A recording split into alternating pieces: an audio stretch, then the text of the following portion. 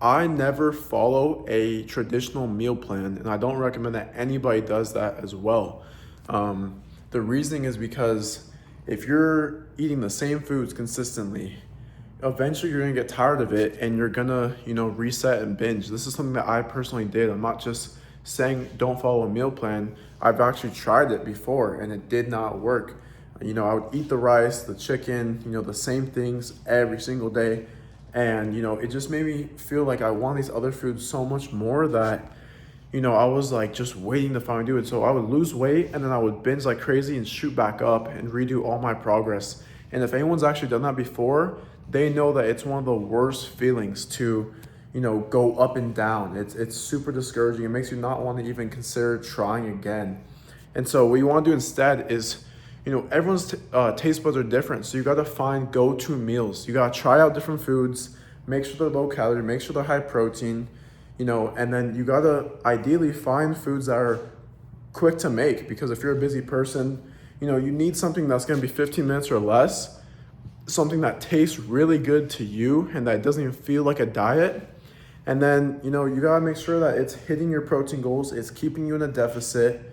And if you can do those things, it's just going to make fat loss so easy, because if you're eating a bunch of meals, different meals all the time, calories are going to vary. It's going to be, harder to, track, and it's, going to get tricky. You might go over your calories, but if you eat the same, 2 to 4 meals, however many meals you eat every day, then you can, know that, okay, even if I don't have to track, I know that this is 500 calories, 60 grams of protein, or whatever it is.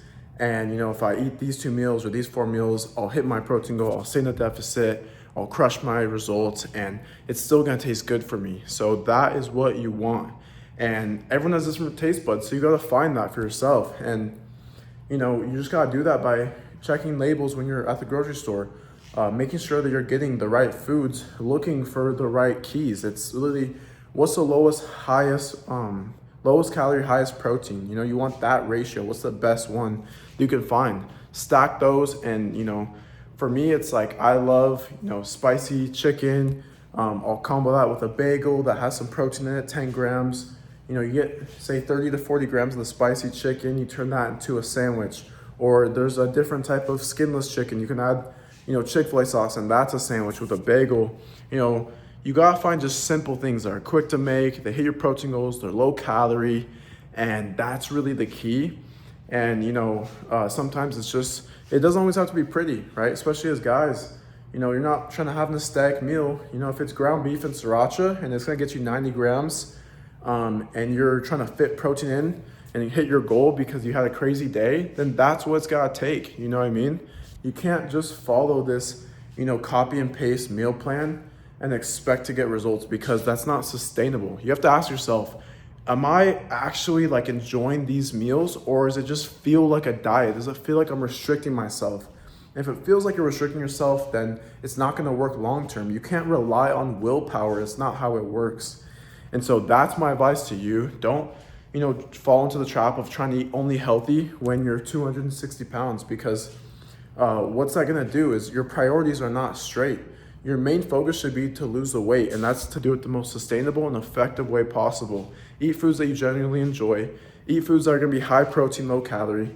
And you don't have to stick to like this small box of foods and cut out everything. Think about it. You're literally rewiring all these habits that you have been doing for years and years and years. And so you're just gonna cut everything off cold turkey.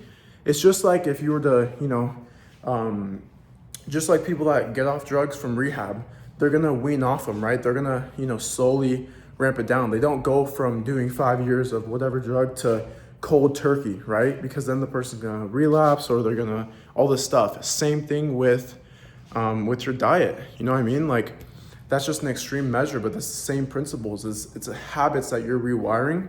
So you gotta make it the easiest way possible. You can't make it extra difficult on yourself. And that's why I say, don't try and be like, oh, I need to, run every day and wake up early.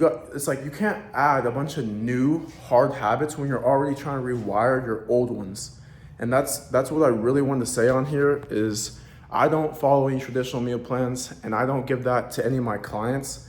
I give them a grocery list that they can follow. I give them meal, examples, and I show them what a day in the life could be eating for them with their calorie and protein goals, so that they know exactly, okay, here's what to buy, here's what I can make with those foods.